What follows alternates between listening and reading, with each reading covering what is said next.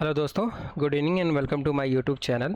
सो guys, एक बार कारलीज EMI calculator को मैंने एक बार अपडेट कर दीजिए है, क्योंकि काफ़ी मेरे पास मेल्स वगैरह और कमेंट्स आ रहे थे कि वो कारलीज कैलकुलेटर वर्किंग करना बंद कर दिया था बिकॉज उसमें जो ईयर्स और मंथ वगैरह चेंजेस थे वो पेंडिंग थे, जिसकी वजह से वो चलना क्लोज हो गया था। तो यहाँ पे अपडेटेड कर दिया गया। वैसे लास्ट वीडियो जो मैंने अपलोड करी थी कारलीज कैलकुलेटर की, उसमें काफ़ी अच्छे आप लोगों के व्यू आए हैं।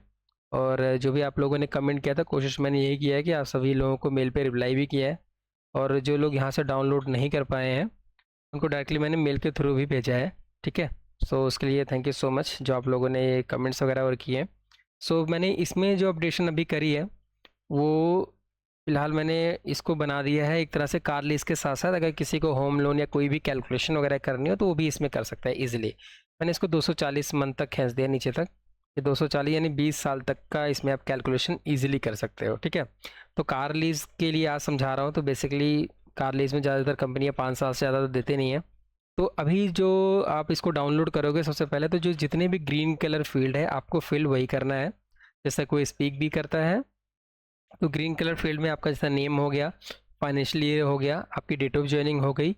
और ये दोनों पार्ट काफ़ी इंपॉर्टेंट है, ईएमआई स्टार्ट मंथ और फाइनेंशियल ईयर एंडिंग मंथ। अगर आपकी ईएमआई सपोज टू बी अप्रैल 24 में स्टार्ट हो रही है, यानी अप्रैल में मैंने वो कर दिया ताकि कोई गलत मंथ ना डाल पाए। अप्रैल मंथ में स्टार्ट हो रही तो आपका जो फाइनेंशियल ईयर एंड मंथ होगा वो मार्च 25 होगा। क्योंकि मैंने यहाँ फार्मूला ये लगा रखा है, अगर कोई एम्प्लॉई अप्रैल मंथ में कोई कार लीज लेता है तो अप्रैल से लेकर उसको पूरे 12 महीने मिलेंगे।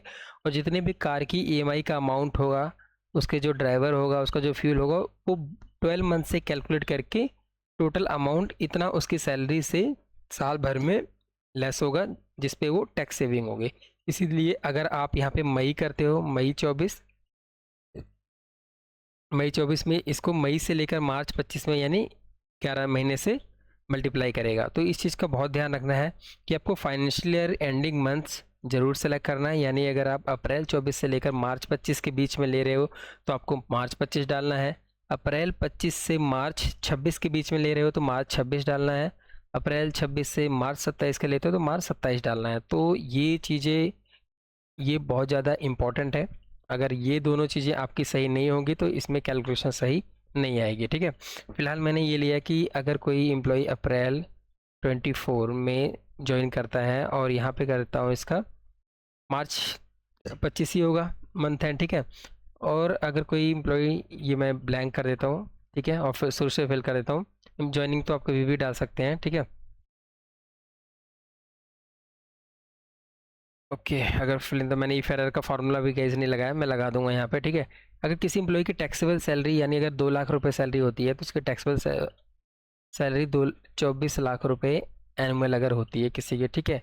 और वो 15 लाख की मान लो कोई गाड़ी खरीदता है। ठीक है। 15 लाख की अगर कोई कार लेता है, एक सेकेंड, कुछ तो मैं गड़बड़ कर रहा हूँ, शायद इंटरेस्ट हटा रहा हूँ, इस वजह से ये कैलकुलेशन गलत ले रहा है। ठीक है। अगर मैं 24 लाख का टैक्सेबल सैलरी एम्प्लॉय की होती है और वो 15 लाख की गाड़ी लेता है, 10% इंटरेस्ट के बेस पे 60 महीने का कर देता हूँ मैं इसको, 60 मंथ का करता है। तो 15 लाख की कार पे उसको 31 हज़ार रुपये की ईएमआई आएगी मंथली।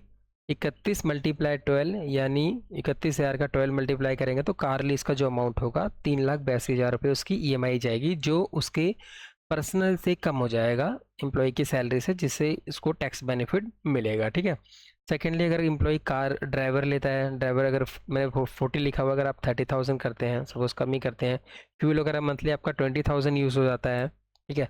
तो 30,000 इंटू में 12, 3,60,000, 20,000 फ्यूल का इंटू में मल्टीप्लाई 12, 2,40,000। तो टोटल आपकी जो एनुअल इनकम जो आपकी सैलरी से कम हुई अगेंस्ट आपकी कार लीज, वो 9,82,452 रुपये हुई। और 9,82,452 पे जो आपका टैक्स कितना सेव होता है, 3,06,525 रुपये। यानी 3 लाख को अगर आप 12 से डिवाइड करेंगे तो 12 अप्रॉक्स 27,000 रुपीज़ आपका मंथली टैक्स सेव हो गया। जबकि कार आपकी कितने की आ रही है, 31 हज़ार की। यानी आपने सिर्फ 3 या 4 हज़ार रुपये एक्स्ट्रा पे किए जो आप पहले टैक्स के रूप में पे करते थे, तो जिससे आपको के पास एक नई कार आ गई, ठीक है। तो ये है कार लीज ईएमआई का, कार लीज का सबसे बड़ा बेनिफिट जो ज़्यादातर एम्प्लॉय यूज़ कर रहे हैं, ठीक है।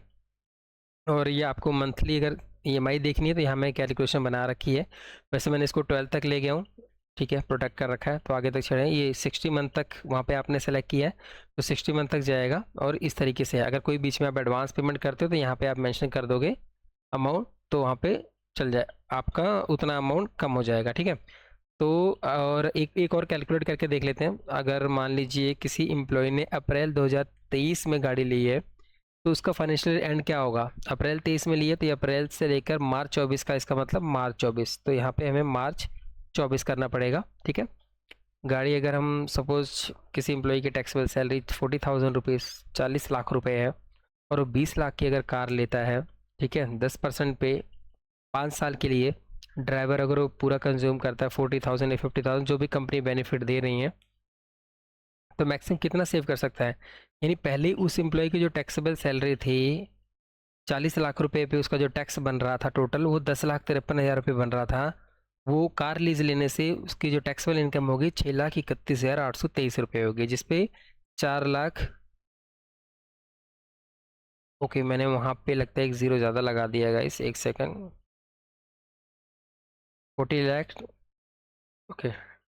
तो 10,53,000 में से तो 4 लाख आना चाहिए, ओके हाँ 4 लाख है, 4,21,177 रुपये वो नेट सेव करेगा, ठीक है। तो मंथली देखा जाए तो 12 चौक 48, तो लगभग 38,000 के आसपास उसका जो टैक्स है वो सेव होगा। तो जो पहले टैक्स